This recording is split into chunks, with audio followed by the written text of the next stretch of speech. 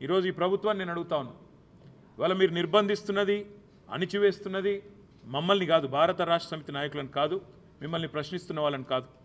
మీరు నిర్బంధిస్తున్నది ఆ 125 ఫీట్ల ఎత్తున ఈరోజు మొత్తం హైదరాబాద్ను, మొత్తం భారతదేశానికి స్ఫూర్తినిచ్చే విధంగా అక్కడ నిలుచొని ఉన్న మహానుభావుడు అంబేద్కర్ గారిని మీరు నిర్బంధిస్తూ ఉన్నారు.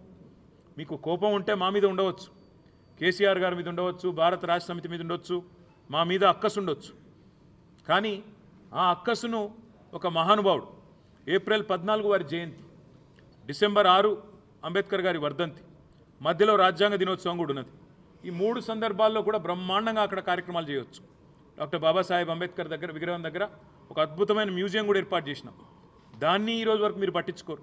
కనీసం తాళాలు కూడా తెరవకుండా గేట్లకు తాళాలు వేసి పెట్టి అపరిశుభ్రంగా ఈరోజు ఆ మహనీయుణ్ణి అవమానించే విధంగా వారిని కూడా నిర్బంధించి పెట్టింది కాంగ్రెస్ పార్టీ అని చెప్పడంలో ఎలాంటి రెండో ఆలోచన కానీ రెండో అభిప్రాయం కానీ మాకు లేనేలేదు.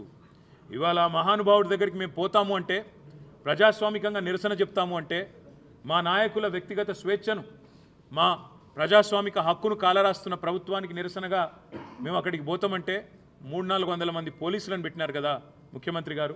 నేను అడుగుతా ఉన్నా, ఆ 300-400 మంది పోలీసులకు మీరు పెట్టిన ఖర్చుతో ఆ ప్రాంగణం మొత్తం పరిశుభ్రం చేయరాదా? అక్కడ బ్రహ్మాండంగా ఈరోజు ఆ మహానుభావుడికి నివాళి అర్పించే కనీస సంస్కారం లేదా నీకు నీ ప్రభుత్వానికి కనీసం ఆ ఇంగితం కూడా లేదా? అందుకే ఈ రాష్ట్ర ప్రభుత్వాన్ని, రేవంత్ రెడ్డిని నేను అనేది ఒకటే, మీరు నిర్బంధిస్తున్నది, స్వేచ్ఛను హరిస్తున్నది మాది కాదు. డాక్టర్ బాబాసాహెబ్ అంబేద్కర్ భారతరత్న ఆయన సామాన్యుడు కాదు, ఒక అసామాన్యుడు. ఈరోజు ప్రపంచవ్యాప్తంగా విశ్వవిఖ్యాత మేధావుల్లో ఒకటిగా గుర్తించబడ్డవాడు. ప్రపంచంలోని గొప్ప విశ్వవిద్యాలయాలు, హార్వర్డు అలాంటి విశ్వవిద్యాలయాలు కూడా అంబేద్కర్ గారిని తలుచుకొని వారి విగ్రహాలు పెట్టుకుని ఇవాళ కూడా కొలుచుకుంటా ఉన్నాయి. ఆక్స్ఫర్డ్లో కూడా వారి విగ్రహం ఉంది. మరి అట్లాంటి అంబేద్కర్ గారి ప్రపంచంలోనే అతిపెద్ద విగ్రహం మన హైదరాబాద్లో ఉంటే, నీ సెక్రటేరియట్కు 4 అడుగుల దూరంలో ఉంటే, నీకు అక్కడికి వెళ్ళి నివాళులు అర్పించే సంస్కారం లేని ఒక కుసంస్కారి వినువు అనే మాట కూడా నేను విజ్ఞప్తి చేస్తా ఉన్నాను. అంతేకాదు ఈరోజు భారత రాష్ట్ర సమితి తరపున డాక్టర్ బాబాసాహెబ్ వర్ధంతి రోజు సూటిగా ముఖ్యమంత్రి గారిని కొన్ని ప్రశ్నలు నేను అడగదలుచుకున్నాను. డాక్టర్ బాబాసాహెబ్ అంబేద్కర్ విగ్రహాన్ని, 125 ఫీట్ల విగ్రహాన్ని నిర్లక్ష్యం చేయడం వెనుక నీకున్న ఉద్దేశం ఏంది? ఇది ఆయన ఆలోచన విధానాన్ని ఒక రకంగా అవమానించడమా? లేదా నీ కాంగ్రెస్ పార్టీ అధినాయకత్వం, పెద్ద నాయకులందరూ ఇక్కడ ఎవరెవరైతే ఉన్నారో, అంబేద్కర్ గారు కావచ్చు, లేదా మా తెలంగాణ బిడ్డ పివి నరసింహారావు గారు కావచ్చు, ఎట్లయితే కాంగ్రెస్ అధినాయకత్వం మొదటి నుంచి అవమానాల పాలు చేస్తూ వచ్చిందో, మీ పైనుంచి వచ్చిన డైరెక్షన్ హైకమాండ్ నుంచి ఏమైనా ఉన్నదా చెప్పాలి మీరు. లేకపోతే ఆయనను ఈ రకంగా అవమానించాల్సిన అవసరం ఏముంది? ఆలోచన చేయాలి. అదే మాదిరిగా మీరే అన్నారు, కేసీఆర్ గారు దళిత బంధు అనే ఒక విప్లవాత్మకమైన పథకం తెస్తే, దళిత బంధు కాదు మేము అంబేద్కర్ అభయహస్తం తెస్తున్నాం అని అంబేద్కర్ గారి పేరు పెట్టే మీరు మీ మేనిఫెస్టోలో ప్రకటించినారు. ఇవాళ సరిగ్గా సంవత్సరం అయింది నీ ప్రభుత్వం వచ్చి. మరి సంవత్సరం తర్వాత అటు దళిత బంధు లేదు, ఇటు అంబేద్కర్ అభయహస్తము లేదు. దళిత బంధు డిమాండ్ చేస్తున్న దళిత సోదరుల మీద కేసులు మాత్రం దండిగా పెడుతున్నారు. ఇదేనా మీరు అంబేద్కర్ గారికి ఇచ్చే నివాళి? ఇదేనా దళితుల పట్ల మీ ప్రభుత్వానికి, మీ పార్టీకి ఉన్న ప్రేమ అని నేను ముఖ్యమంత్రిని అడుగుతా ఉన్నాను. అదే మాదిరిగా కేసీఆర్ గారు కేవలం మాటలకు పరిమితం కాలేదు. డాక్టర్ బాబాసాహెబ్ విద్యతోనే వికాసం వస్తుంది, వికాసంతోనే విజ్ఞానం పెరిగి సమాజంలో సమానత్వం వస్తుంది అని నమ్మిన మహానుభావుడు. అందుకే వారి పేరు మీదే doctor Babasaheb Ambedkar overseas scholarship పేరిట వేలాది మంది విద్యార్థులను, 7,000 మంది పైచిలుకు విద్యార్థులను, తెలంగాణ బిడ్డలను, దళిత బహుజన వర్గాలకు సంబంధించిన బిడ్డలను విదేశాలకు పంపింది తెలంగాణ ప్రభుత్వం కేసీఆర్ గారి నాయకత్వంలో. ఇవాళ ఆ పిల్లలు 2వ ఇన్స్టాల్మెంట్ కూడా రాకుండా మా ప్రభుత్వం మొదటి ఇన్స్టాల్మెంట్ ఇస్తే, ఈరోజు 2వ ఇన్స్టాల్మెంట్ కోసం దేశ విదేశాల్లో అల్లాడుతున్న విషయం మీకు కనీసం తెలుసా? నేను అడుగుతా ఉన్నా. వారిని ఎందుకు పట్టించుకోవట్లేదు? విద్యార్థుల ఉన్నత విద్య, విదేశాల్లో వారు అభ్యసిస్తున్న విద్య తెలంగాణ సమాజానికి, భారతదేశానికి ఉపయోగపడదా? వారి ఉద్ధరణకు, దళిత ఉద్ధరణకు, బహుజనుల ఉద్ధరణకు ఉపయోగపడదా అని నేను అడుగుతా ఉన్నా.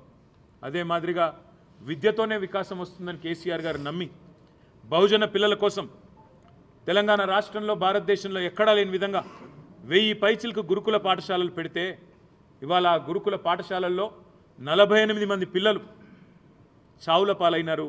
మేము ఆ విద్యార్థులను మా ప్రభుత్వంలో ఉన్నప్పుడు ఎవరెస్ట్ శిఖరాన్ని ఎక్కిస్తే మీరు ఆ పిల్లల్ని పాడెనెక్కిస్తూ ఉన్నారు.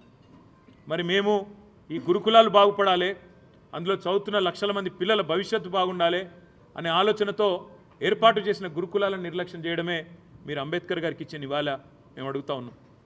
మా పిల్లలు, మా బీఆర్ఎస్ విద్యార్థి విభాగం పిల్లలు గురుకుల బాటబట్టి వారం రోజులుగా గురుకులాలు తిరుగుతూ ఉన్నారు.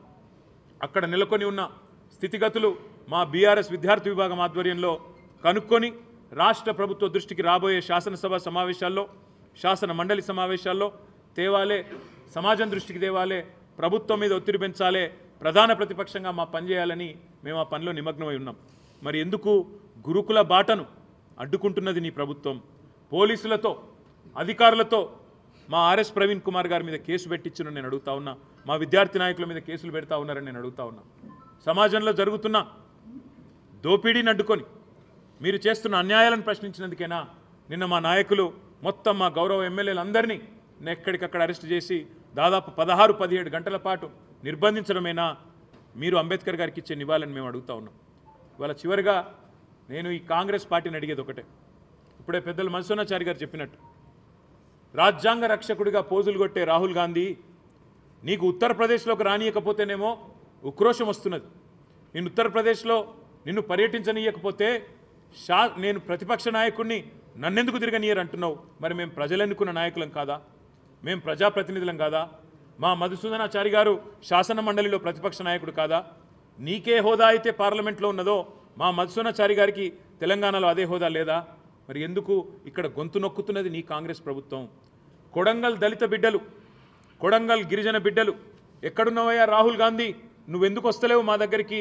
నీ ముఖ్యమంత్రి మా భూములు గుంజుకుంటుంటే, మా వాళ్ళను జైల్లో పెడితే, అర్ధరాత్రి మా ఇంటి మీద తలుపులు పలగొట్టి దాడి చేస్తుంటే ఎక్కడ ఉన్నావని చెప్పి ఢిల్లీకి వచ్చి ఆక్రోశించినా ఇక్కడికి వస్తలేవు కదా రాహుల్ గాంధీ గారు? ఇదేనా మీరు చెప్పే స్వేచ్ఛ, సమానత్వం, సౌభ్రాతృత్వం? ఇదేనా మీరు మాట్లాడే రాజ్యాంగ రక్షణ అని రాహుల్ గాంధీ గారిని కూడా అడుగుతా ఉన్నా. దయచేసి చెప్పేదొకటి చేసేదొకటి అన్నట్టు కాకుండా డాక్టర్ బాబాసాహెబ్ రచించిన రాజ్యాంగం మీద కనీస జ్ఞానం, కనీస మర్యాద ఉన్న రాహుల్ గాంధీ గారు ఇకనైనా నీ కాంగ్రెస్ పార్టీకి, కాంగ్రెస్ ప్రభుత్వానికి హితోపదేశం చేయి. వారికి చెప్పు, ఈ వ్యక్తిగత దాడులు, వ్యక్తిత్వ హననాలు, రాష్ట్రంలోని బలహీన వర్గాల మీద జరుగుతున్న జులుం ఏదైతే ఉన్నదో ఈ విషయంలో నీ ముఖ్యమంత్రికి సద్బుద్ధిని ప్రసాదించే విధంగా ఆ అంబేద్కర్ గారి సాక్షిగా, అంబేద్కర్ గారి వర్ధంతి సాక్షిగా ఖచ్చితంగా ఆదేశాలు ఇవ్వాలని కోరుతూ, మరి ఇవాళ మమ్మల్ని పోనీయకుండా మేము పోదామనుకున్నాం. ఆ 125 అడుగుల నిడిగున్న డాక్టర్ బాబాసాహెబ్ విగ్రహం దగ్గర పోయి అవసరమైతే స్వయంగా మేమే చీపుర్లు బట్టి, ఈ ముఖ్యమంత్రి పట్టించుకుంటలేడు, ఈ ప్రభుత్వం పట్టించుకుంటలేదు, మేమే శుభ్రం చేద్దాం చీపుర్లు బట్టని మేము బయలుదేరుతుంటే మా అందరి ఇళ్ల ముంగట పోలీసులు, మా ఎమ్మెల్యేలు, మా నాయకులందరూ హౌస్ అరెస్ట్. ఇంతకంటే దౌర్భాగ్యం ఇంకోటి ఉంటుందా? నువ్వు పరిశుభ్రం చేయవు, నువ్వు పట్టించుకోవు, మమ్మల్ని ఈరోజు ఇక్కడ హౌస్ అరెస్ట్ చేస్తూ ఉన్నావు. మా తెలంగాణ భవన్, మా పార్టీ కేంద్ర కార్యాలయం, ఇక్కడ అంబేద్కర్ గారి వర్ధంతి కార్యక్రమం చేసుకుంటామంటే ఇలా మీరు బయటికి పోయి చూడొచ్చు. గేటు ముందా ఈరోజు దాదాపు ఒక 100 మంది పోలీసులు ఉన్నారు. ఇదేనా ఇందిరమ్మ రాజ్యం అంటే? మీరు చెప్పిన ఇందిరమ్మ రాజ్యం ఇదేనా?